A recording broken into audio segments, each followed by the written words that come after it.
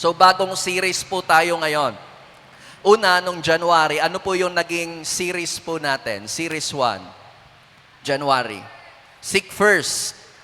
After mo isik ang Diyos. Pangalawa, ano yung naging series natin? February. Intimacy. Nalapit ka na sa Panginoon. After mo malapit sa Panginoon, nung March, ano naman yung naging series natin? Set apart.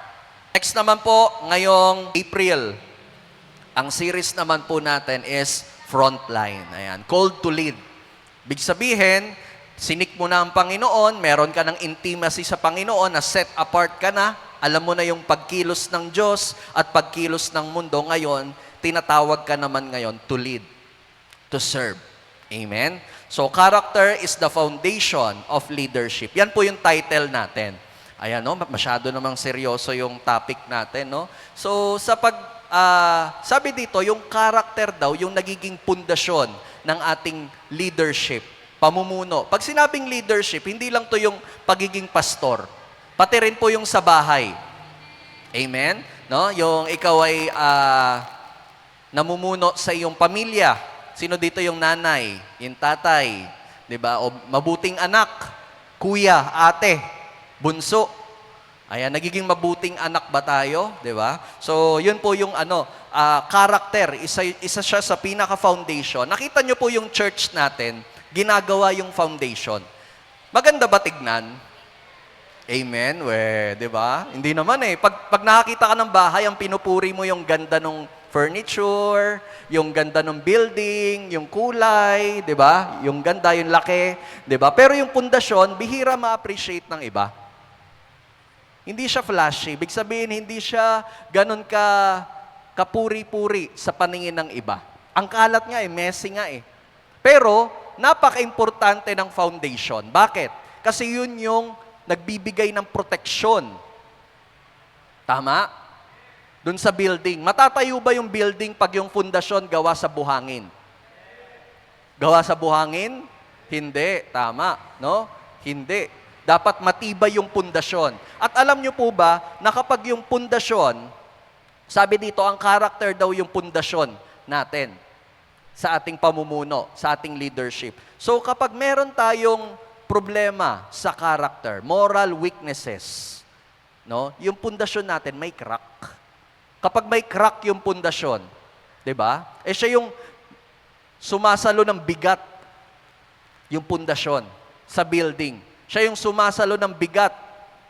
'Di ba? Yung promotion, yung position, 'di ba? Yung responsibilidad, siya yung sumasalo. Kapag may crack yun at gumuho, ano mangyayari?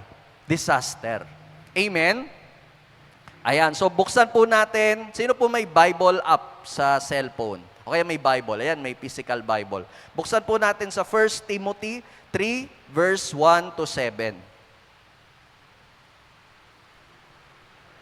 1 Timothy 3, verse 1 to 7. Dito po makikita natin, ito yung list ng qualification sa pagiging leader.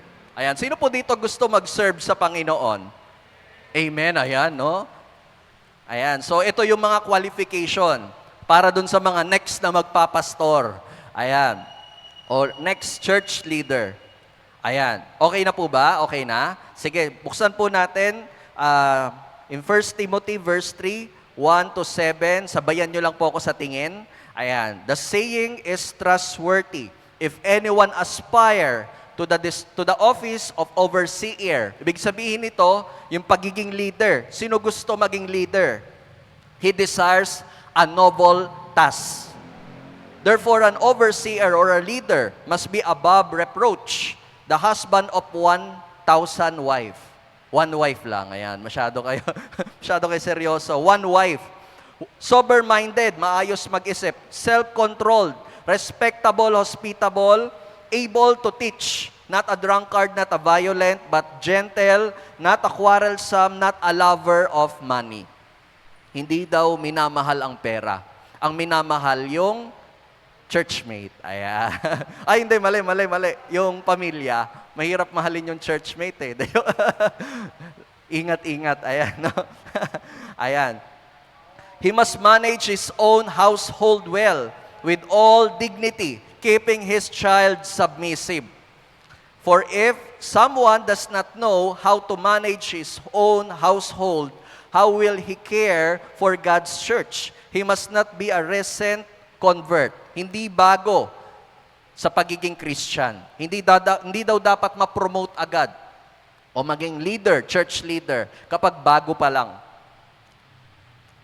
He may become a pop-up with conceit and fall into the condemnation of the devil. Moreover, he must be well thought of by outsider so that he may not fall into disgrace, into a snare of the devil. Amen? Ayan, bless your word, Lord, in Jesus' name, amen. Sino po dito nakakakilala kay Miles Monroe?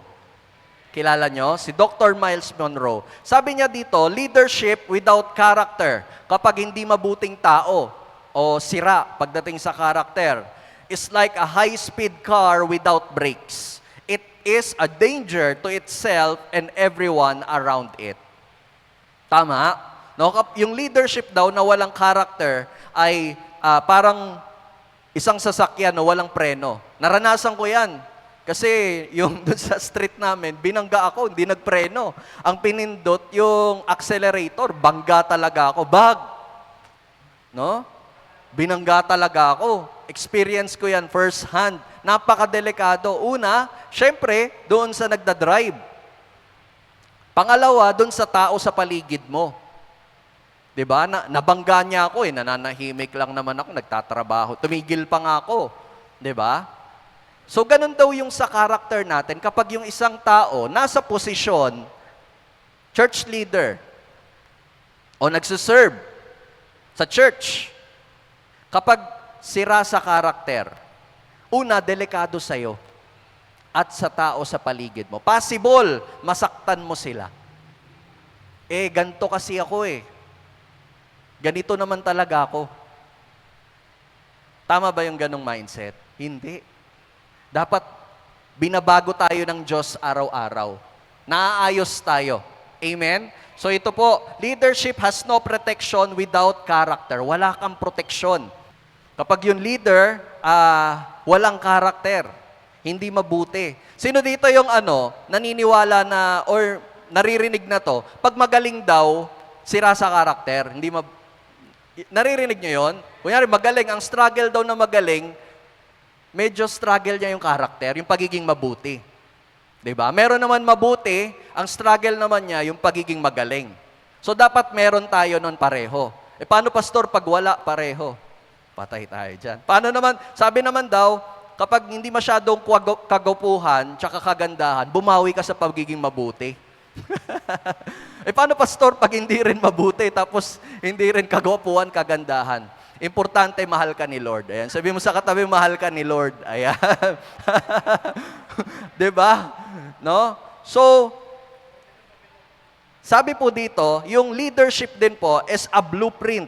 Ayan. Character is the blueprint for anyone who wants to have a lasting impact. Amen? So ganito, kapag ikaw na-promote, hindi lang sa church, pati sa trabaho o sa school, no? Naging president. Anong tawag na ba yung president ngayon? Mayor na. Mayor. No? Ayan, mayor. Mayor ng kulungan. Joke lang, mayor. Ayan, mayor na. Di ba? Mayor. Mayor. Sino dito mayor? Ayan, sa school nila. Okay, napopromote ka. Naging dati kang, ngayon manager ka na. Supervisor. Ayan. Di ba? So, sabi po dito, ayan, kung gusto mo daw na makip mo, mapanatili mo yung promotion, yung position na meron ka, dapat meron kang karakter. Kasi yung skill mo yung magdadala. Oo, magaling ka. Ang lupit. Idol. Galing mo, idol. Kaya lang, hindi mo siya ma-maintain kapag sira ka sa karakter. Okay? Pag hindi ka mabuting tao, hindi mo siya ma-maintain. Mag-i-struggle ka dyan. Amen? Masisira ka dyan. Amen? So, wag mong papabayaan. Oo, magaling ka. At the same time, dapat may karakter ka. Yun yung magme-maintain sa'yo. Amen? So, pag-usapan po natin, no? Number 1, Character, the foundation. Skill may get you the job, but the character keeps you there. Ayan. So, sino dito yung gusto pumasok sa ministry? No, bago ka pa pumasok sa ministry, dapat maayos na yung character mo. No? Dapat kasi kapag papasok ka sa church, dapat part tayo ng solution. Hindi dapat tayo part ng problema. Oo, 'di ba? Alam mo na nga hindi pwedeng ligawan yung mga youth na nag-aaral pa. Come on. Diretsahin ko na ba? I-drop name ko na ba? 'Di ba? Hindi pwede. Kulit mo eh. Tapos papasok pa tayo sa ministry. Paano ka pagkakatiwalaan? Hindi ka pa mature. Amen? Sa character nakikita yung maturity. Alam nyo po, yung character hindi na pagpe-pray. Lord, bigyan mo ko ng love. Bigyan mo ko ng patient. Ano ibibigay sa iyo ng Panginoon? Problema. Para matest yung patient mo. Lord, bigyan mo ko ng love. Bibigyan ka ng Diyos ng tao na mga hindi ka mahal-mahal. Tingin ka sa katabi mo, hindi yan yun. Ayan. Di ba? Di ba? Na darating sa point na kapag yung character mo okay, kahit anong atake sa iyo ng kaaway o ng iba, ng mga critic mo, ang gagawin mo na lang ganito, papatayin mo sila ng kindness. Ayan. Di ba pa? Yung kahit gigil na gigil sila sa iyo, binabackstab ka nila. Pero, ang ginagawa mo, pinapatay mo sila ng kabutihan. Parang nalulusaw yan eh. 'Di ba? Kahit anong, alam mo, sinisiraan ka, ganyan. Pero ginagawan mo pa rin ng mabuti. 'Di ba? Parang binuhusan niya ng, ng malamig na tubig, nagugulat, nahihiya, magigilty sila sa ginagawa nila. Amen? So, character, the foundation, napaka-importante ng pundasyon. Actually, ang concern kay Lord, hindi yung galing mo. Tingin po dito saglit, sa mga gusto mag-lead, tingin po dito saglit, tinitingnan kasi namin kayo as leader na. Amen? Gusto niyo po ba yung gano'n na balang araw kayo po yung papalit sa amin? Amen? So, kay Lord, hindi concern yung galing mo, yung gift, yung skill mo, na pag-aaralan yan, natututunan yan. Amen? Bonus na lang yan. Ang importante kay Lord, ang concern kay Lord is yung character mo, yung stability mo, yung laman ng puso mo. Amen? So, tayo, no, as Christian, dapat yun yung lagi natin tinitignan, character. Yun yung foundation mo. Kapag meron kang foundation, hindi ka basta-basta magigiba. Ano man yung atake sa iyo ng kaaway. Amen? Ayan po. No? So sabi dito, sige, pag-usapan po natin, number 1 ng foundation is character over charisma. Alam niyo yung charisma? Sino nakakalam sa charisma? Yung magaling, pogi, ano pa, malakas yung dating, no? Parang si Pasjo, no? Ayan, no? Parang ang John Lloyd Cruz ng Turning Point. Alam niyo po pag tinatanong ako sa labas, no? Ay yung grupo niyo, yun yung mga poging pastor, yung mga reverend, yung group niyo, yun yung mga poging pastor. Si Pastor Eman, shout out, Billy Crawford ng Turning Point. Ayan. Si Pasmigi. Ayan, no, ang ninyo mulak ng... Ay, joke lang. Joke lang. Bawi ka na lang pag ikaw nag-preach. No? No? Ayan, no? So, tawag dito, 'di ba? Hindi lang puro charismatic, hindi lang puro galing. Dapat may character. Kasi hindi masosustain, hindi tatagal. Amen? Sabi po sa number 1, the saying is trustworthy. 1 Timothy 3 verse 1, the saying is trustworthy. If anyone aspire to the office of overseer, he desire a noble task. Ibig sabihin, hindi position ang tinukoy dito.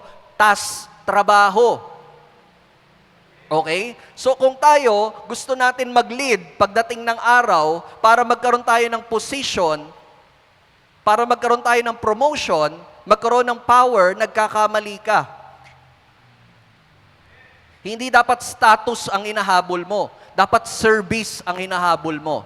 Amen? Kaya ka binibigay, kaya ka pinopromote ng Panginoon, mas lalo kang nakakapag-serve sa mas maraming tao. Doon naman sa mga leader na hindi pwede na naging leader ka na, tapos utos na lang tayo ng utos, palautos na lang tayo. Hindi ganon. Dapat tayo yung nangunguna sa paglilingkod. Amen? No? Alam nyo po, this week, ang tagal ng week na to, sino nakaka-relate? Monday pa lang, nakakapagod na, nakaka-culture shock na. No? Yung sasakyan ko, pwede pa lang maging L300 yan, pwede pa lang mag-transportify yan, no? Lahat ng gamit nilagay dyan, no?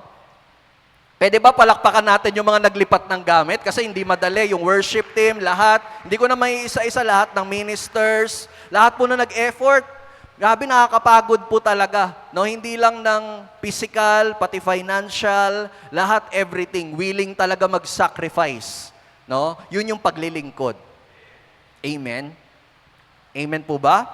Ayan, it's a noble task. Hindi kasalanan, no? Nahangarin na maging leader someday, pero check mo yung heart mo. Hindi dapat after sa status. Dapat after ka sa pagsaserve, sa paglilingkod. No? While the world promotes leadership based on skill or charisma, God requires a foundation of integrity. Mapapansin nyo po pag nag-apply ka sa trabaho, ang tinitignan yung resume mo.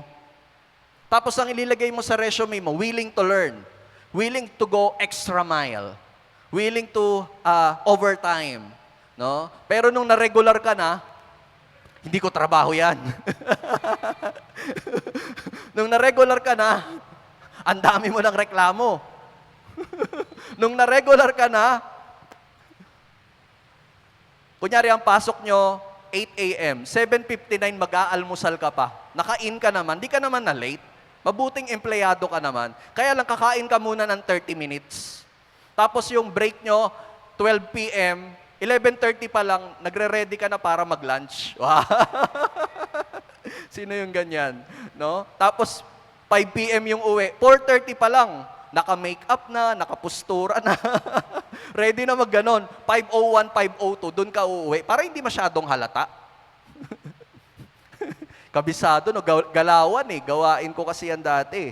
'Di ba? Sa resume, nakatingin ang mundo kung ano yung nagawa mo, kung ano yung kaya mo. Kaya lang, pagdating dun sa mismong trabaho, o sa ministry, 'di ba? Doon makikita mo yung character kasi, yung leadership, nire-reveal niya yung character mo, kung sino ka. Lalabas yan. Ay, mareklamo pala si brother, si sister, ganyan. Ay, si ganito pala yan, no? Ayaw pala ng naiinitan. Gusto, nalalamigan. De, joke lang. Diba? So, napaka-importante po. Ayan. Next po is, character is non-negotiable. Ayan. Sabi mo sa katabi mo, non-negotiable. Dapat meron ka niyan. Okay? Hindi pwedeng wala. Dapat meron ka niyan. Sabi po sa verse 2. Ayan, 1 Timothy, verse 3, 2-3.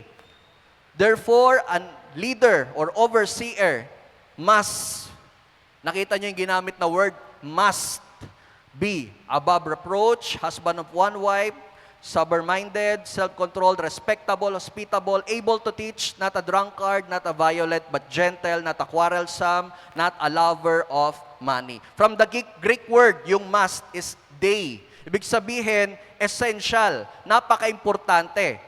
So, hindi sinasuggest ni Paul na should be o should try. Sabi niya, must. Kung gusto mo maging leader, must. Dapat maging self-control ka. Dapat maayos ka mag-isip. Hindi ka lover ng pera. Must, napakabigat. Burden. Yan yung burden. So, as a leader, actually, hindi lang pagiging leader. Sa pagpili rin ng partner, relatable to. Tama, tama. Gusto natin yung responsable, mabuting tao. Amen? Bonus na lang yung pogi. Kaya lang, baliktad eh. Dapat pogi muna, pastor. Maganda muna, pastor. Bonus na lang yung mabait. Tingin ka sa katabi mo, grabe ka naman, pastor. Kanina mo pa ako tinitira. Di ba? Nakakarami na. Sabi po dito, if you want the platform, you have to be willing to carry the process that produce character. Kung gusto mo yung leadership, gusto mo yung platform, gusto mo yung nagsasalita ka dito sa unahan, dapat maproseso yung karakter mo. Kasi hindi mo to masosustain. Dapat buhay sa'yo yun, yung sinasabi mo. Mas mahirap yung standard. Dati gusto ko po magpastor. Kasi po, yun nga, ang mga inaay ko, si Pastor Eman, si Pastor Ed, nakikita ko na blessing sila sa church, at the same time, sila yung nagli-lead ng church. So sabi ko, gusto ko maging ganon. Tapos nung naging pastor na ako, ang bigat pala, ang hirap. Tapos iba yung pamantayan, no? Pastor ka pa naman, naririnig nyo ba yan? Christian ka pa naman? Naririnig nyo ba yan? Diba? Mas maganda siguro na, ay, kaya pala, Christian pala siya, kaya mabuting tao. Christian pala siya, kaya pala natutulog sa preaching. Christian pala siya. Joke lang. Diba? Christian pala siya kasi ang bait-bait niya. Giver siya. Amen? Dapat ganun. Amen? Character is a set nature. Ayan, character using the Greek, yung day or mass, which refers to an engraving or a statue. Ayan, so as a mass in a certain, character is predictability. Ibig sabihin, no? So, kapag leader ka, kapag church leader ka, ini-expect ng tao na may self-control ka. Ibig sabihin ng must. Ini-expect ng tao na gentle ka, na hindi ka troublemaker, na hindi ka lover of money, hindi ka drunkard, hindi ka respectable. Ay, respectable ka, sorry. No, kagalang-galang ka, marunong kang gumalang sa kapwa. Amen? Ano pa? Sober-minded, maayos mag-isip. 'Di ba? Ayan po. Ayan. So, sabi po dito, Luke 12 verse 48, if everyone to whom much was given, if him much will be required. Kung meron kang position, meron kang power, it requires responsibility. 'Di ba sabi ni Spider-Man, great power comes great responsibility. No? So the more na meron kang position, bago ka mag-eye sa position, sa bigger stage, palakihin mo muna yung character mo, ayusin mo muna yung character mo. Kasi yun yung magsosustain. Lalagapak ka pag wala kang character. Kapag puro position, puro promotion lang ang hinahabol natin, hindi problema yun kay Lord. Gusto kanyang i-promote. Kaya lang, handa ba yung character natin? Handa ba yung ugali natin? Amen? Ayan. So, nabanggit din po dito yung self-mastery. No? Dapat hindi ka daw self-control ka, sober-minded, respectable, not a lover of money. So, ibig sabihin, bago mo i-lead ang ibang tao, dapat i-lead mo muna yung sarili mo. Agree? Paano mo malilid yung ibang tao kung yung sarili mo hindi mo malid? Dadalin mo sila sa ligaw. Maliligaw kayo. Amen? Mapapahamak kayo. Amen? Ayan. If you don't, eto pa, yung binanggit ko kanina, sober-minded, self-control, yung iba parang tingin dyan, boring naman yan, pastor. Actually, nung naging Christian talaga ako, naboringan talaga ako. Gusto ko kasi yung mga may mga challenge. Yung ninenervyos-nervyos ako sa consequence ng kasalanan ko. Kung mahuhuli ba ako o hindi. Ganyan, no? Yung ganyan, dati, thrill sa akin yan. Tapos sabi ko, parang ang boring naman maging Christian. Kasi parang, mabuti lang sila, mababait lang sila, ganyan. Ibig sabihin pala nun, matured. Hindi siya boring, no? Pagiging intentional siya. Amen? No, na minsan sa buhay po, tingin po dito saglit, minsan hindi kailangan masyado ng drama. No? Sorry pero hindi masyado kailangan ng drama na kailangan mag-iyak-iyakan tayo kasi paulit-ulit lang tayo doon sa kasalanan, tapos paulit-ulit lang tayong bumabalik kay Lord kung inaayos naman natin yung character natin. Amen? Umuunsad talaga tayo kapag inaayos natin yung character natin. Amen? Ayan po, no? So if you don't control your consistency, your inconsistency will control your future. Grabe, no? Yung pagiging intentional kasi, yung pang-araw-araw mo na buhay, inaayos mo. Okay lang yung nag-i-struggle ka. Amen? Nanggigigil ka. 'Di ba? May mga kunyari sa daan, 'di ba? sinisingit-singitan ka, okay lang yan, nanggigigil ka. Okay lang yan na ikaw yung nagpaparaya. Okay lang yan. At least yung character mo na de-develop. Amen? Amen po ba? Parang di kayo agree Kaya lang kasi, kapag naging inconsistent tayo, example, naging tamad na tayo, alam mo magaling ka na. O sino dito? Yung dun sa craft mo, alam mo magaling ka na dyan. Sa school, alam mo, top 1 ka eh. Ano ka na, nagpapahinga ka na, relax ka na, nagiging tamad ka na. 'Di ba? Yun yung inconsistency mo. Darating yung time, kakainin ka nun. Darating yung time na, ay hindi, kabisado ko naman na. Kunyari, nasa worship ako, kabisado ko naman na yung tugtugan na ganyan, kahit di na ako mag-practice. Alam niyo po, dumating ako sa time na, magsi-CR lang ako, doon lang ako magpe-prepare. Babasahin ko lang yung, scan lang. Tapos ipipreach ko na siya na parang naghanda ako. Kasi tingin ko dati sa sarili ko, ang galing-galing ko na nung panahon na yon. Which is mali. Amen? Amen? Preparation, yun yung karakter. Hinahanda ka. So dapat maging handa tayo. Kapag binigayan ng Panginoon, yung preparation pa naman, tinatago ka muna ng Diyos. Parang yung ugat. Tingin ka sa katabi mo, hindi yan yung ugat. Joke lang. Ayan. Di ba yung ugat, pinapatibay muna yung ugat para maging matibay yung puno. Maging healthy yung puno. Amen? So ganun din po sa atin. Baka hindi pa nai-experience yung promotion, yung blessing, yung position, kasi pinapatibay ka pa ni Lord in a secret place, in a private place. Amen? Ayan. So number 3 is, ito pa po, sorry, last na. Nabanggit nyo, lahat ng binanggit ko, basahin nyo po yung 1 Timothy 3:1-7. Siguro mga 15 traits siya. Ibig sabihin, mga ugali na dapat maging ugali natin o dapat nating sundin. Mga 15. Isa lang doon yung able to teach. Yun lang yung skill. Lahat puro sa karakter. Napansin nyo, dapat sober-minded, dapat maayos mag-isip, dapat hindi lover ng pera, dapat responsable, dapat respectable, dapat may self-control. Ibig sabihin po nun, concern talaga kay Lord yung karakter natin. Ibibigay naman niya yung promotion, yung position, basta handa yung karakter. Amen? Number 3, above reproach. Ayan, antindi. Ibig sabihin, wala kang bahid ng kasalanan. Tindi naman nun. Walang mapupuna sa'yo.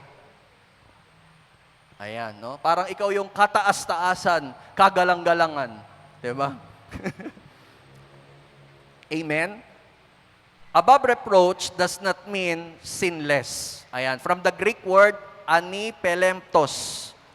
Ayan, hindi dito tinuturo na maging, which is hindi mo naman kaya, maging sinless. Amen? Imposible.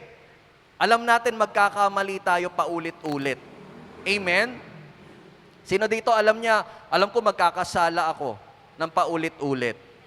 'Di ba? Pero, no, ang gusto ng Panginoon, ang gusto ni Paul is maging above reproach tayo. Ibig sabihin na kahit nagkakasala tayo, dapat kapag tiningnan tayo, mabuti tayo. Ibig sabihin, walang mapupuna sa atin. Amen? Sabi pa po dito, but there is nothing in their life for which they could be just or accused and disqualified. Ayan. So, paano yun, pastor? No? Na above reproach or integrity. Pasimplihin na lang natin, layman's term.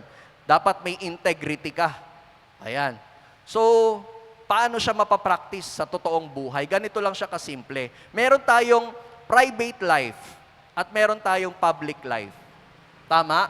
No, yung buhay mo pribado. Kunyari sa ministry na lang para lahat tayo makaka-relate, no? Iba yung private life mo sa public life mo. Dito, sa public life mo, ayan, preacher ka, church leader ka, nagsiserve ka, ang tindi mo sa church.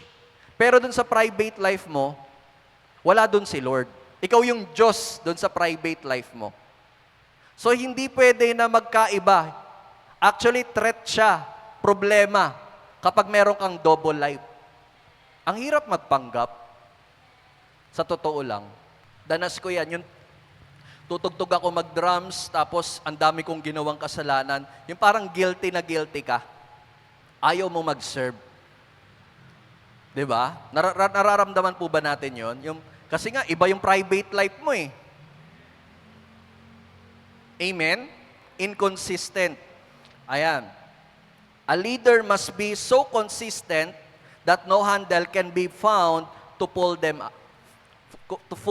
down. Meron sino dito may payong? So, mapapansin nyo sa payong, pag inopen, pag wala kang grip, wala kang handle, hindi mo siya mahatak-hatak pababa. Tama? Ayan.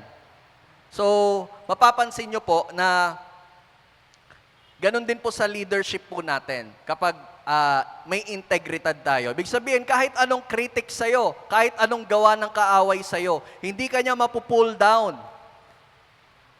No? Kasi walang naniniwala, uy, si ganito, ganyan ba talaga yan? Hindi. Ano yan? Ano yan? Church leader yan. 'Di ba? Respectable yan. Amen? Walang naniniwala, above reproach. Ayan. There should no handle in your life that enemy or critic can grab onto you to pull you down. Integrity isn't, ito ang ganda po nito, sabi po ni Steve Morel, integrity isn't just doing the right thing when no one is looking. Di ba yun yung integrity? Dapat pareho lang, kahit walang nakatingin. Dapat pantay lang yung ginagawa mo. But sabi dito, it's being the same person regardless of who is looking. Amen? Ibig sabihin, sino man yung nakatingin sa'yo, dapat pareho mo. Pareho ka lang. Consistent ka lang. Yung private life mo at public life mo, 'di ba? Hindi ka lang pastor sa church, dapat pati sa totoong buhay, kita si God sa'yo. Amen? So ganun din po tayo bilang nagsiserve sa Panginoon, bilang Christian, no? Hindi lang sa church dapat mabait, no? Dapat pati sa labas, especially sa family. Mamaya pag-uusapan natin yung pamilya, no? Ayan. So sabi pa po dito, Psalm 78 verse 72, with upright heart. Ang ganda nitong verse na to. Napansin nyo, nauuna yung puso. Dapat maayos yung puso. With upright heart, He shepherd them and guide them with His skillful hand. So, character over skill. Dapat mauna yung karakter muna. Wag mong kakalimutan yung karakter. Maging mabuting tao ka muna. Minsan sa kapipilit natin na maging magaling, nakakalimutan natin maging mabuti. 'Di ba? Ano pa, yung quote na lagi ko nakikita sa Facebook, malayo na pero mayabang na. Mayabang na eh. 'Di ba? Lumayo lang ng konti, mayabang na agad eh. Hindi ganoon. Mayabang na agad eh. Sumasagot na agad eh. Ayaw na agad magpa-correct. Ayun pa, pag kino-correct po tayo, no, inaayos yung karakter natin. Kapag kinorek ka, check mo yung tao na magko-correct sa'yo. Kapag yung tao na stranger, talagang mako-question mo, di ka naman kilala eh. Pero kapag yung nag-correct sa'yo, pastor mo, may concern sa'yo, at alam mo na ikaw naman yung magde-develop, alam mo naman yung intensyon para maayos yung karakter mo, maayos yung ethics mo. Diba? Bago ka pumalag, check mo muna kung sino yung nagko-correct sa'yo. Teka, bakit ba ako kino-correct nito? Concern tong taong to sa akin. Amen? Tama? Hindi ka naman pagsasabihan yan kung walang yan paki sa'yo eh. Alam nyo po, pag naging church leader na, yung problema mo at problema ng church, pare-pareho mo ng problema yon.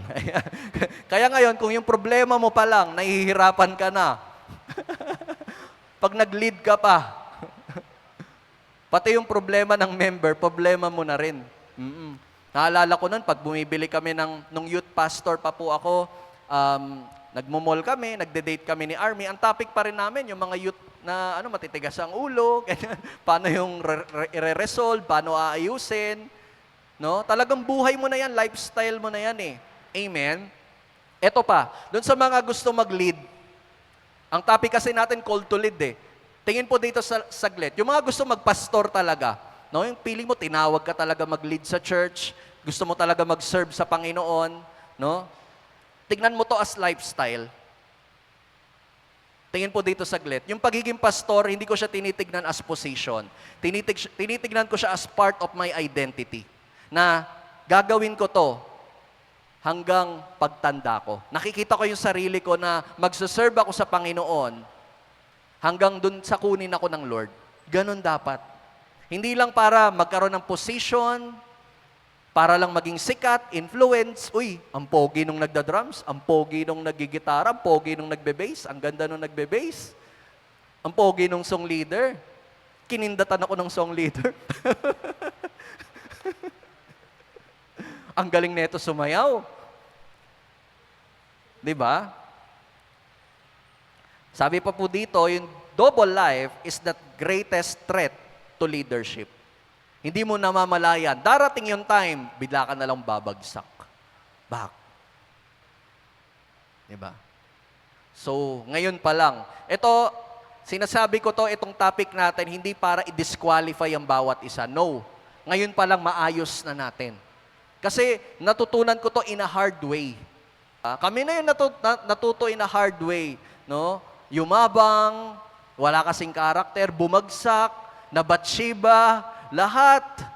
Alam mo, even yung gift mo, kapag wala kang karakter, gagamitin niya ng kaaway para sirain ka. Para pabagsakin ka. Ang yabang mo na eh, ang galing-galing mo na eh. No? Huwag mo nang hayaan yun, kapatid. It's a wake-up call. Hindi mo kailangan ng drama. Kailangan mo lang ayusin yung buhay mo. Real talk. Maging consistent everyday ng buhay mo. Ayusin mo lang, paunti-unti yung buhay mo. Amen? Ayan. Number 2, family as the foundation. Ayan. Or preparation. Yung pamilya mo. Yan ang proven na nakakakita sa leadership mo. Yung pamilya mo. Kasi sila yung best na nakakakilala sa'yo. Amen? Kilala ka nila simula pagkabata hanggang pagtanda. Sabi sa verse 4 and 5, he must manage his own household well, with all dignity, keeping his child submissive. For if someone does not know how to manage his own household, how will he care for God's church? 'Di ba? Sino dito yung pag Mother's Day, di ba? O kaya Father's Day, yung mga anak dito, di ba? Ang haba ng bate. Mama, Happy Mother's Day. I love you so much. Ikaw ang buhay ko. Sabi sa social media, ang haba ng post, no? Tapos may picture pa. Pero sa totoong buhay, sa bahay, di naman mautusan. Aray ko. Ayaw maghugas. Kakadrums ko lang sa church, baka mapasma yung kamay ko. Grabe. Tindi. Mapasma. Yung ang galing mo sa church, pero sa bahay, nakakatakot ka. Sila yung nakakakilala sa atin eh. Tunay na nakakakilala sa atin yung pamilya natin. Amen? Grabe, yung mga nanay, come on, preach, pastor. Di ba? Sila. Leadership at home is your real leadership. Natural na natural yan. Yan yung tunay na leadership. Gusto mo mag-lead sa church? Simulan mo sa family mo. Maging mabuting anak ka. Pastor, ganito. Ginagawa ko naman lahat ng effort ko. Kaya lang, yung family ko, unbeliever. Ayan na. Yung family ko kasi medyo mainit pa ako sa family ko eh. Ako yung nag-iba ng religion. So medyo hindi sila okay sa naging decision ko. Pastor. So, pastor, nag-e-effort naman ako eh. So sabi doon sa verse, he must manage. Ikaw, you must manage. Ibig sabihin, yung management mo, yung leadership mo, ginagawa mo yung effort mo sa family mo para mapaayos sila, mapabuti sila, madala sila sa Panginoon. Yes, nakikita yan ng Lord. Pero, kung hindi sila agree doon, it doesn't mean na i-disqualify ka ng Diyos. Amen? Kasi, ginagawa mo yung effort mo lahat-lahat. Nagpapakabuti ka. Sino dito yung nagde-devotion ka, bigla kang papatayan ng ilaw? Naranasan ko yan De-devotion ako, Di ba? Nagde-devotion tayo, nung youth pa ako, tapos bigla akong papatayan ng ilaw, ganyan. Di ba? Hindi yun yung, kunyari, ano man yung maging decision ng family mo, regardless, may free will sila. At darating yung time, minsan di mo naman kailangan ipilit. Amen? Yung salvation naman, yung gospel, hindi natin pwedeng ipilit. Dapat maramdaman nila na merong need na sa kanila. Amen? Si Lord, hindi naman namimilit Whoever believes in Him. Kung sino yung may gusto. Amen? Paano kung hindi pa talaga perfect time ng family mo na madala mo sa church, 'di ba? At least ikaw nag-e-effort ka, 'di ba? Yung mga household, 'di ba? Dapat ikaw yung pinakamasipag sa bahay. Ako yung naranasan ko, papakitaan mo talaga ng resulta. Nakatingin sila sa bunga. Sipagan mo kasi sa bahay. Huwag ka maging mareklamo. Ikaw dapat yung mauna talagang kumilos. Makita nila yung pagbabago. Amen? Kaya lang kasi, minsan, ang sipag mo sa church, ang tamad mo sa bahay. May problema dun. Double life yun. Hindi ka consistent dun. Hindi nag-glorify si God dun. Amen? Sabi po dito, if you cannot inspire and lead those who know you best, yung pamilya mo, you have no right to attempt to lead those who know you least.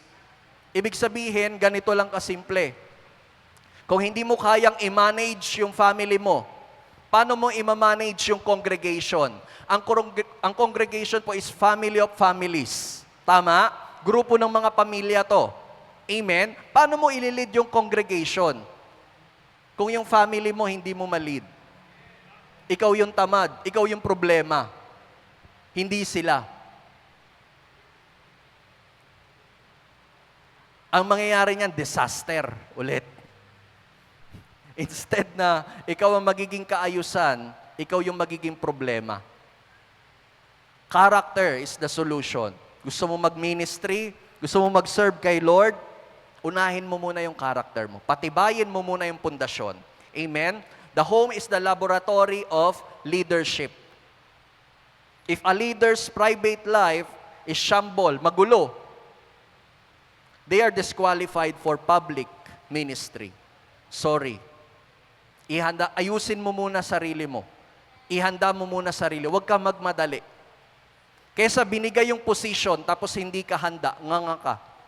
Kawawa. Amen? Ito pa, success at work is no compensation for failure at home. Hindi naman sa ministry sa trabaho naman. No? Sino naman dito yung OT Lord? Yung OT ng OT ng OT ng OT. Nakakalit si Allen. 'Di ba? Wala ka ng time sa pamilya mo. Ang galing mo sa trabaho. Ang galing mo sa negosyo. Naalala ko nung last December, no? Last December 2024, araw-araw may kasal ako. Tatagos talaga ako sa pinto. December 8 pa lang, nilalagnat na ako. Ayoko na. Yung pera, itatabi mo lang sa cabinet Sumobra man, bless ka man, yes. God is good, mabuti ang Diyos. Pero kapag yung kalusugan mo na yung nasasakripisyo, wala ka ng time sa pamilya mo, hindi na kayo magkakilala, mahirap yan. Pag gano'n, sino ka? Diba? Baliktad na, no? Dumadalaw ka na lang sa bahay nyo. Tayo dyan. Diba? Hindi pwedeng ganon. Sabi sa Joshua 24 verse 15, ito yung goal natin. As for me and my house, we will serve the Lord. Amen? Darating yun tayo, madadala mo pamilya mo, sabay-sabay kayo maglilingkod. Amen? Makikita mo na ang Diyos, mabuti siya. Amen? Trust God. Amen. Doon sa mga unbeliever pa yung family, kagaya ko, pagkatiwalaan mo lang ang Diyos. Naalala ko yung mama ko, sa akin na nagpapadisciple. O, nagpapapayo na sa akin. Dating black sheep ako ng family. Ito, school, no? Dati yung mama ko, monthly, nasa school. Pinapatawag ako, nanaksak ng tinidor, ng lapis. Oo, ganyan. Nangungopia. Di ba? Wala Tapos pagdating sa trabaho, sabi nung boss ko, siguro bulakbol ka lang sa school. Kaya ganyan ka magtrabaho. Nalaman niya. Paano niya nahulaan? Character, guys. Character. Kita sa character. Tamad, laging late, batugan. Kita. Kaya wag mo nang dugasin yung proseso. Sa school, mag-aral ka talaga. Kung nasa ang season ka ngayon, galingan mo dyan. Samahan mo ng karakter. Amen? Amen? Ayan po, no? And number 6, promotion. The danger of fast track. Sino dito yung yung hindi ka pa handa dun sa posisyon, tas nilagay ka? Ang hirap nun. Sabi po dito in 1 Timothy 3 verse 6, he must not be a recent convert, bagong believer. He may become puffed up with conceit and fall into the condemnation of the devil. Character is developed, not anointed. Tindi, sabi ni Miles Monroe. Sabihin ko na lang kay Miles Monroe kasi medyo hindi safe You cannot pray for character. Yung character daw, nade-develop. Yung skill, yung gift, yun yung may anointing. Okay? Pero yung character, it takes time. Matututunan mo mag-love, joy, peace, kindness, goodness, gentleness, self-control. Matututunan mo yan through test and discipline. Sa mga pagsubok ng buhay, kasama yan sa paglaki. Amen? Kaya nga ngayon, mas matibay ka kasi pinagdaanan mo yung mga problema. Amen? Hindi ka na basta-basta. Ayan. So, na-develop yung character. So, hindi siya napagpe-pray na, Lord, bigyan mo ko ng patient. Hindi niya ibibigay agad yung patient sa'yo on the spot. Ang ibibigay niya sa'yo, yung mga hindi kapase-pasensya na sitwasyon. Di ba? Ang haba ng pila, nakakainip naman. Di ba? Love, di ba? Mararanasan mong magmahal dun sa mga hindi ka mahal-mahal. Ayan. So while you can be anointed with the gift instantly, character is forged to discipline and testing over time. Kailangan ng time. Hindi mo kailangan magmadali. Di ba si Raisa May daw, ilang taon si Raisa May? Basta 20 plus, na meron siyang 20 years of work experience. si Raisa May, yung sa nasa Itbulaga, meron siyang 20 years of work experience. Gusto mo ba ganon? Na gusto mo kagad maging magaling sa trabaho mo or sa craft mo? Bata pa lang kasi siya, nagtatrabaho na siya. Di ba? Ayan po, no? Promoting someone based on talent before character is a ready recipe for disaster. Sino dito yung, magaling si ganito, mukhang skilled si ganito, pero hindi mo kinonsider yung character, yung ugali, nako! Babagsak kayo. Problema yan. Amen? Mas okay pa yung maayos yung puso. Kasi yung skill natututunan. Yung galing, dumarating na lang yan. Habang ginagawa mo siya everyday. Consistency over intensity nga Habang ginagawa mo siya, yung, kunyari, lahat ng instrument dito, skill yan. Matututunan mo na lang yan. Pero yung puso mo na nagde-devotion ka sa Panginoon, na submissive ka, open ka for correction, di ba? Kapag ngayon pa lang, papasok ka dito sa worship ministry, tapos hindi ka okay, kapag kinokorek ka, lumalaban ka, tapos problema ka pa lang, sa simula pa lang, papasok ka pa lang, problema ka na. I don't think. Hindi kami kukuha ng bato na ipupukpok sa ulo namin. No? Leader, called to lead yung topic natin, Baka masyado, sabi nyo, hard ka naman, pastor. Called to lead ang... Tinitignan namin kayo as leader, as next dito. Amen? Lumalaki yung gawain. Kailangan ng mga maglilingkod pa. Amen? Sabi pa po dito, warn against the pride of the beginner. Alam nyo, kapag na-promote nga yung beginner, tapos, eto, testimony na lang, yung buhay ko talaga, nung 2022, ayan, naging youth pastor ako. Tapos nung naging youth pastor po ako, niyakap ko lang naman yung discipleship na tinuturo ni Pastor Eman. Tapos yung growth talaga napakatindi. Antindi talaga ng growth na dumarating yung time na 70% to 80% ng congregation, youth. Parang yun ang experience natin ngayon. Ganyan, nung youth pastor ako. So, na-promote din agad ako para maging discipleship head ng yung movement dati, yung revival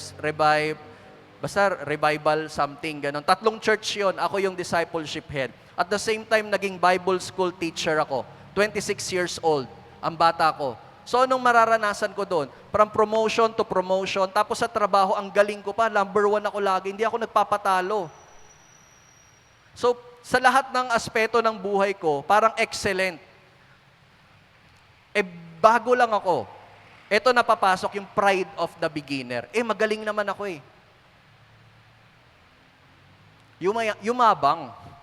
Yayabang ka talaga pag puro tagumpay. Kasi pumapalakpak yung tenga mo eh. Ang galing mo. Grabe ka. Anointed. Lord. Nakakayabang talaga. Umamin. Lahat naman po, di ba? Pag puro papuri, yung napapakinggan mo. Nakakayabang. Ito na, dumating na yung time na parang, ay teka, parang hindi na ako okay. Nagiging tamad na ako, nagiging complacent na ako. Yun nga, sabi ko, hindi na ako nagpe-prepare. Kaya ko naman eh. Dumarating sa time na sa isang linggo, Pasmigi, sa Sunday lang na yon, 8 times ako mag-word. 8 times, pinakamarami. 8 times, simula umaga hanggang gabi. Iba't ibang topics. So, talagang dumating sa time na parang, ay wala, kayang-kaya. Basic, kaya ko na yan. 'Di ba? Dumating sa time yung ganon. Pero, yun nga, nung yumabang ako, even yung gift ko, yun yung gagamitin sa'yo para i-destroy ka. 'Di ba? Yabang mo na. Hinambol ako ng Panginoon. Bumagsak ako. 'Di ba? Pero, ang Panginoon naman, He is a God of second chances. Amen? No? Na ikaw, pag willing ka, no, na ayusin yung sarili mo, bigay mo lang sa Panginoon yung buhay mo. Amen? Kapag willing ka na magpaayos. Amen? Kaya malaki rin bagay na meron tayong mga accountability partner. Siguro singit ko na lang dito sa topic na to. No? Kasi machi-check ka kung nagiging okay ka pa ba. Yung handang i-correct ka na hindi ka dapat sasama ng loob doon doon sa mga taong ganon. Yung accountable sila sa'yo eh. Gusto ka nila lumago, may nakikita sila sa'yo. Kaya sinasabi ko lagi sa mga youth, kung mapapansin nyo, lagi ko sinasabi sa inyo, dati ganyan lang din ako eh. Tuloy ka lang. 'Di ba? Tuloy ka lang. Ayusin mo lang yung karakter mo. Tuloy-tuloy lang yan. Amen? No? Ayan. Sige, kalabatin mo yung katabi mo sa'yo, bawal matulog. Sabi dito, if your gift develops faster than your character, your gift will destroy you. Di-destroy ka nung gift mo. Ayan. God often keep you hidden in a season of preparation to make sure your root are deep enough. Matindi. No, ibig sabihin, pinapalalim ka ng Panginoon. Ayaw ng Panginoon na, na-promote ka, pero mababaw ka. Gusto ng Panginoon, malalim ka. Hindi ka basta-basta babagsak. Amen? Ayan. Promotion without preparation leads to pride. Nakakayabang. Amen? Nakakalaki ng ulo. Okay? Bantayan mo lagi yung sarili mo. Okay? No? Napapansin mo, napapamiliarize ka na sa ministry, na pinasok mo, gumagaling ka na ngayon, bantayan mo yung sarili mo. Diba? Tingnan mo yung, sabi nga doon sa kanta ni Michael Jackson, Man in the Mirror. Manage the man in the mirror. Bantayan mo yung sarili mo. Mag-reflect ka. 'Di ba? Yung may ginagawa mo pa ba yung ministry para kay Lord o para sa glory sa iyo? Kasi gumagaling ka nga eh. Ikaw na yung pinupuri, uy, galing-galing mo naman. 'Di ba? Check po natin yung sarili natin. God process you in the secret place before He promotes you in the public place. Pinoproseso ka ng Panginoon in a secret place. Hinahanda ka ng Diyos. Isang example po dyan si David. Nung inanoint siya, teenager. Pero nung ginawa na talaga siyang tunay na hari, it takes 20 years. 15 to 20 years bago siya maging tunay na hari. Why? Kasi piniprepare siya ng Panginoon. Di ba nagtago pa siya? After nga siyang i-anoint, nag-ano pa siya nag-alaga pa rin siya ng tupa eh. After nun, nagtago siya sa kuweba eh. Kung tayo yun, Lord, pinromote mo na ako inanoint mo na ako Bakit hindi pa rin ako yung namumuno? Pero si David, nagpaproseso siya. Actually, hindi smooth. May struggle pa rin si David, may palya pa rin siya, pero love pa rin siya ni Lord. Tayo din, ganun. Kahit magkamali ka, love ka pa rin ni Lord. Bangon ka lang, bawi ka lang. Amen? Ayan po, don't ask God for a bigger stage until you build a bigger self. Ayusin po muna natin yung sarili natin. Patindihin muna natin yung vessel na meron tayo. For example, yung container. Sino ba may container dyan? Kapag yung container na yon nakabukas, kahit anong pasok ng tubig, umaagos lang, nasasayang. Amen? Ganon din po tayo. Ayusin muna natin yung sarili natin. Check mo yung container mo, yung character mo, kung maayos. Kasi kung nag-i-spill siya, nasasayang lang yung mga opportunity. Amen? So, kailangan ng time. Don't rush the process. Trust the process. Pagkatiwalaan mo yung proseso ng Diyos. Amen? No? Kung wala ka pa doon sa mastery, doon sa skill mo, pag-pray mo din sa Panginoon, pagagalingin ka ng Diyos. Aayusin ka ng Diyos yung karakter mo.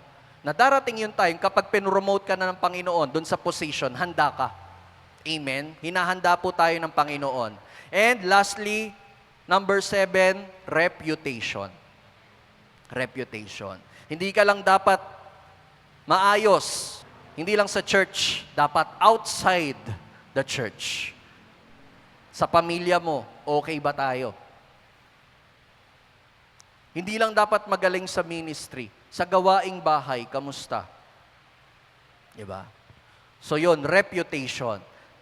1 Timothy verse 3, verse 7, moreover, he must be well taught of by outsiders, so that he may not fall into disgrace, into a snare of the devil. Leaders' influence is only as strong as their reputation in the community.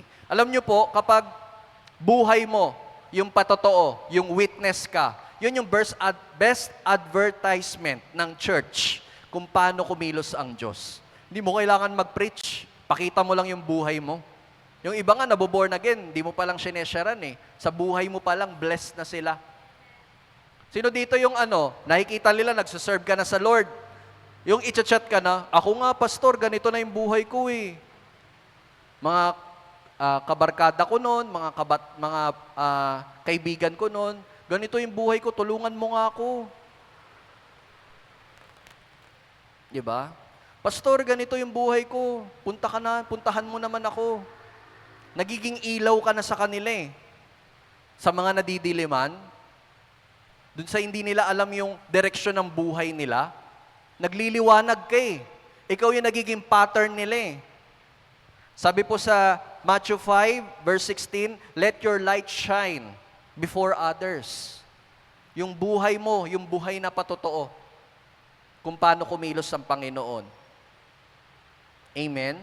Alam mo, love ka naman ni Lord kahit makasalanan ka. Kahit hindi ka pa nagmi-ministry, love ka naman ni Lord Amen? Hindi yan. Hindi yan. Ayusin mo muna yung sarili mo, yung puso mo. Kapag maayos yung puso mo, sabi nga, Mary over Martha, ayusin mo muna yung puso mo, tsaka ka mag-serve. Ayusin mo muna yung karakter mo. Tsaka ka mag-serve. Amen? Integrity, the shield. Ayan, protects you from the enemy's traps. Integrity is your strongest sermon to those who don't believe. Amen? Sino dito yung may mga kaibigan kayong other religion? Yung hindi mo sila na-disrespect? Ako marami po akong kaibigang other religion, even LGBT. Tapos meron po ako dating Bible study sa Sun Life, sa trabaho ko dati. May mga LGBT. So yung atake dapat lang talaga, relationship lang sa Diyos. Hindi pwedeng yung iko-correct mo sila agad, ganyan, wala ka pa ng ambag na relationship, iko-correct mo agad. Amen? Yung kayo pa lang na tawag dito, kahit sino yung kasama mo, hindi ka naiiba, maayos kang kasama. Amen? Yun yung reputation. 'Di ba? Si Pastor Eman magaling diyan. Pag naririnig mo yung mga kapitbahay namin sa Greenfields, barkada rin niya. Yung mga doon, yung mga nagwe-welding, ganyan, barkada din niya. Kahit maingay yung baka nanonood yung kapitbahay namin. Kahit maingay yung grinder, Talagang hospitable. Ay ganyan si PE, kilala natin. So ganun tayo, hindi dapat tayo porket churchmate lang natin, 'di ba? Ito pa, kung paano natin itrato yung CEO, dapat ganun din natin itrato yung janitor. Hindi tayo nang mamata ng tao. Amen? Amen po ba? Na dapat pantay-pantayan sa harapan ng Panginoon, mahal ni Lord 'yan. Amen. Ayan. So, our conclusion. Ayan, leadership is an inside-out job. Ayusin mo muna yung nasa loob bago ka maghangad ng promotion. Ayusin mo muna yung character. Ayusin mo muna yung foundation. Patibayin mo muna. Amen? You can have the best skills, the most charisma, and the highest position, but if your character is hollow, the whole structure will eventually collapse. Nakita na kayo ng building na hindi maayos yung foundation, ano nangyayari? Nagigiba. Pag dumating yung earthquake, ganun din po sa atin. 'Di ba? Kahit gaano ka kagaling, ka-excellent, kapag hindi maayos yung character, babagsak at babagsak. Amen? So, tignan po natin yung sarili natin ngayon. Check natin. So, number 1, home test. Wala muna tayong altar call. Check mo yung sarili mo sa bahay mo ngayon. Kamusta ka? Naguhugas ka ba ng plato? Sobrang sipag mo sa church? Nagwawalis ka pa ba? Nagtutupi ka pa ba ng damit?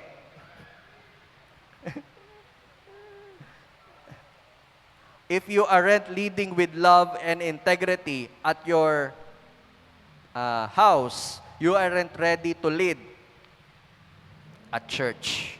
Ayan. Your family sees the real you. Nakikita ka ng pamilya mo kung sino ka talaga. Simulan mo dyan. Okay? Huwag kang magbalat kayo. Huwag kang magpanggap. Huwag kang mag-double life. Yun yung pinupunto ko. Dapat kung masipag ka sa gawain, pilitin mo maging masipag din sa bahay. Death rule. Ayan. So, eto naman, nagwo-worry ka ba on how many people follow you? Start worrying about how deeply you follow God. Gaano ka ba kalalim kay Lord? Huwag mong tignan yung mga taong nagfa-follow sa'yo. Ang tignan mo kung gaano ka kalalim sa Panginoon.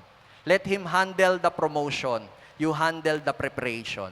Amen? Ulitin ko, Let Him handle the promotion. Ibibigay at ibibigay yan ng Panginoon. Yung opportunity, galing yan kay Lord. Pero kapag ikaw, hinanda mo yung sarili mo, nagpaproseso ka, feeling po pa minsan unfair . Diba? Ba't ako ganito, nararanasan ko to? Bakit sila nakatakas sila sa proseso? O sa school na lang, sila nangopya, nakapasa. Ikaw, hindi ka nangopya, bagsak ka. At least nagpaproseso ka. Amen? Amen? 'Di ba? Alam mo, may Diyos ka eh. Ayan. And container concept. Last na po. Your talent, your gift is like a water. And your character is the cup. If the cup is cracked, the water is wasted, strengthen the cup through daily discipline. Ayan, yung nabanggit ko po kanina, no? Dapat yung container mo, yung character mo, walang butas. Walang weakness. No? Yung mga hidden sin na kayo lang ni Lord na nakakakita, tigil mo na yan. No? Yung mga vices, habits, tigil mo na yan. No? Slowly, 'di ba? Kung dati 10 yung demonyo mo, ngayon 9 na lang. Ayan. 9, 8, 7, 6. O, 'di ba nababawasan, 'di ba? Kunyari sasagot ka na, "Oop. Sige, gagawin ko na." O, 'di ba? Sasagot ka na sa magulang mo, nakokontrol mo na. Ayan. Sige. So, yun lang naman po. Let's bow our heads, close our eyes, and let's pray. Lord, maraming salamat, Lord God, sa aming natutunan, Lord. Lord, tunay nga po, Lord God, na Ikaw ang nagpoproseso sa amin, Panginoon. Lord, may mga kanya-kanya kaming battles sa buhay, Panginoon, Lord God. Lord, help us, Lord God, na maging matibay kami, Lord God. At ayusin mo kami, Lord God. Ihanda niyo po kami, Lord God. Basagin niyo kami, prepare niyo kami, Panginoon, Lord God, doon sa greater plans na hinahanda mo sa amin, Panginoon. Give us strength, Lord God, to be faithful sa mga maliliit na bagay, Panginoon. Bigyan niyo po kami ng kalakasan, no? Ng tapang, Lord God, na patuloy na lumakad, Lord God, na may integridad, Lord God, na kahit yung mga nakakasalamuhan namin, Panginoon, kumukompromiso. Kami, Lord, mananatili kami, Lord God, sa salita mo, Panginoon, Lord God, sa pinapagawa mo sa amin, Panginoon. Wala man nakakakita o merong nakakakita, Panginoon. Patuloy kami, Lord God, na magsaserve sa iyo, Panginoon. And Lord, we offer our heart, Lord God, sa inyo. Lord God, i-check nyo po yung aming puso, Lord God, at ayusin niyo po, Lord God, na kami ay naghahangad for to be a next leader, Panginoon, hindi para hindi para sa status, hindi para sa title, kundi, Lord God, para mag-serve sa inyo, Panginoon, Lord God, at mag-glorify, Lord God, ang pangalan mo, Panginoon. And Lord, help us, Lord God, na maging maayos kami, Panginoon, na kapag kami naglingkod sa inyo, Panginoon, good and faithful servant ang aming maririnig, Panginoon, Lord God. We offer the best to you, Panginoon. Lord, gagawin namin yung effort namin, Lord. Ikaw na bahala, Lord God, sa resulta, Panginoon. Maraming salamat po. We thank you and we love you in Jesus' name. Amen. God bless po.